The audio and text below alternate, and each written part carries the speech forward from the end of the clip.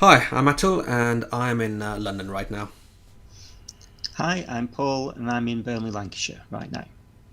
Okay, so today we're going to have a look at calculating the pH when we've diluted a strong acid. And we're going to use for this pH equation. pH is minus the log of the hydrogen ion concentration. So all we have to do is work out the new hydrogen ion concentration after the dilution.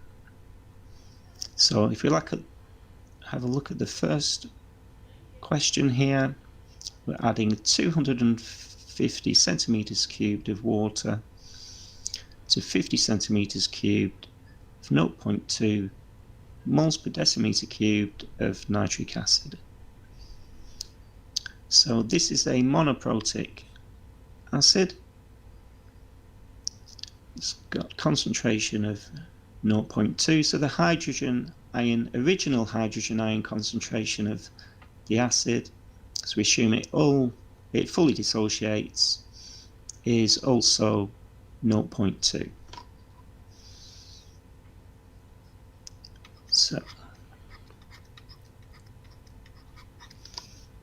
original hydrogen ion concentration is 0.2.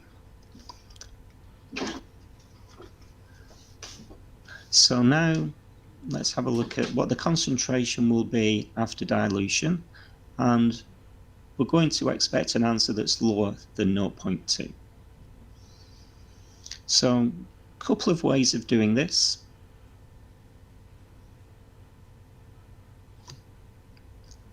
We can times by the old volume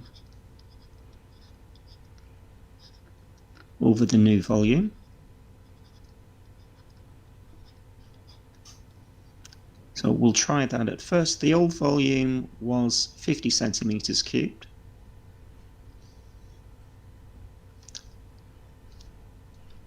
And the new volume,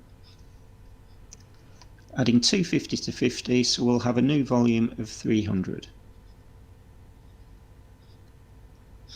centimeters cubed. So our new concentration, if we put that into the calculator, 0.2 times by 50 divided by 300 is 0.03 recurring.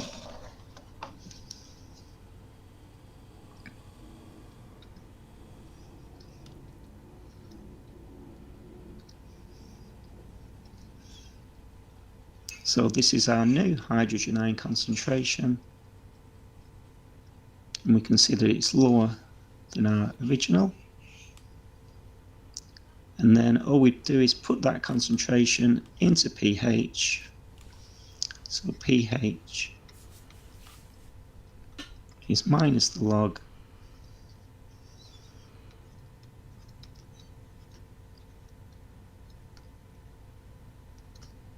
.03 recurring, so minus log 0.03 recurring.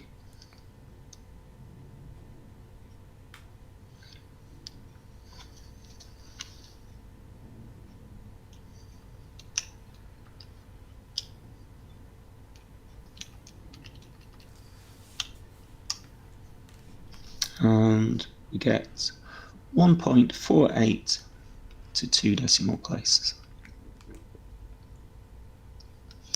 which is what we'd expect for a pH of a strong acid.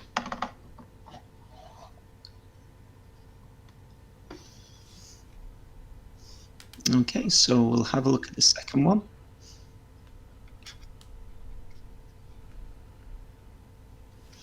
So this time we have a diprotic acid. So that's going to give us twice as many hydrogen ions for sulfuric acids. So our hydrogen ion concentration is going to be double that, 0.2. So original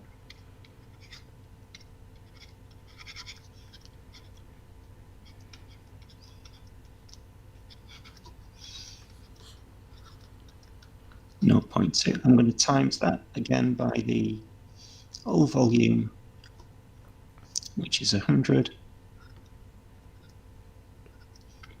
over the new volume,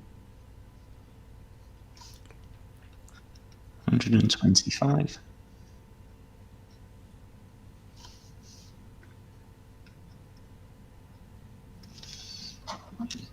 Put that in the calculator, so 0.2 times 100 divided by 125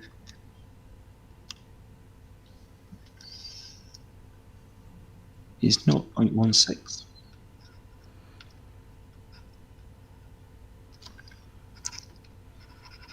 So that's the new H plus.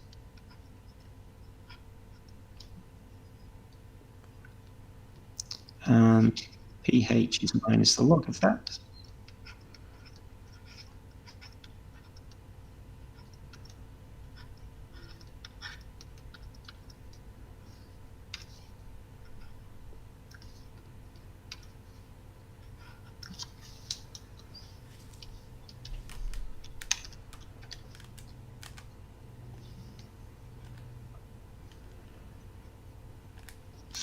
Which is 0.80 to 2 decimal places.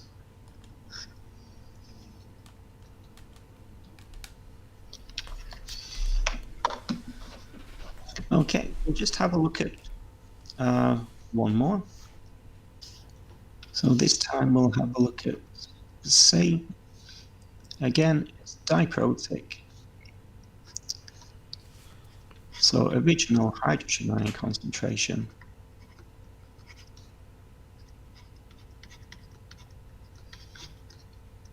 is twice the 2 moles per decimeter cubed, so it's 4. And then times that by the old volume, which is 100. So the new volume is we're not adding, we're making 500 centimeters cubed, so our new volume is 500 centimeters cubed.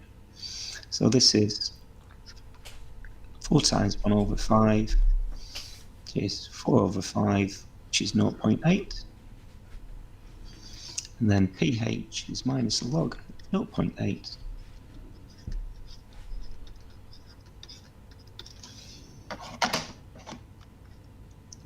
Which is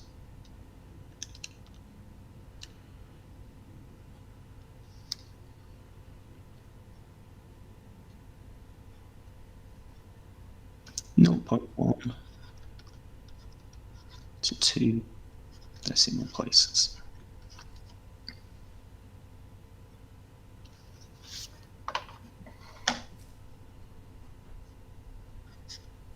Nice.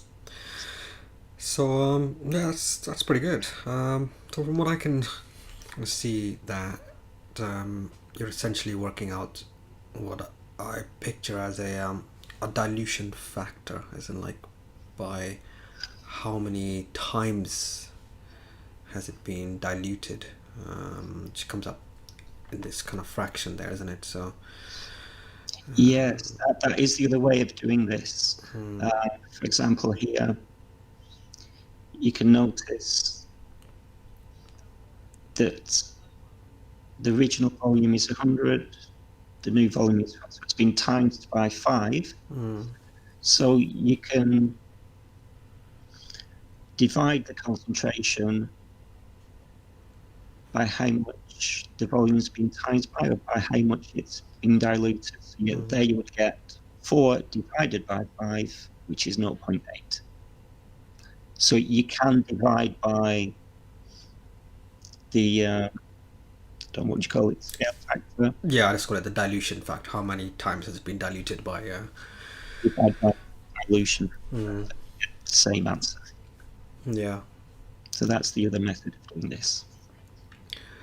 And I suppose another method could be kind of just thinking out aloud here is you could just actually just work out the number of moles first within the original solution, and then once you know the number of moles, you know that's going to be the same number of moles of hydrogen plus ions, but it's a more diluted solution, so you have a new volume, and then you use the concentration and volume and moles formula to work out the new Yes. concentration. Yeah, so here we could have worked out the number of moles, concentration times volume of original sulfuric acid, and then use that moles divided by the new volume to get the same hydrogen ion concentration. Sounds good, and I suppose the only one pitfall to avoid would be in question A and B, for example, just to be sure that the new volume is the old volume plus what's been added. So in the first one, it'd be 50 plus 250 rather than just 250. Yeah, with the adding the water, you've just got to be clear what the old volume and the new volume are.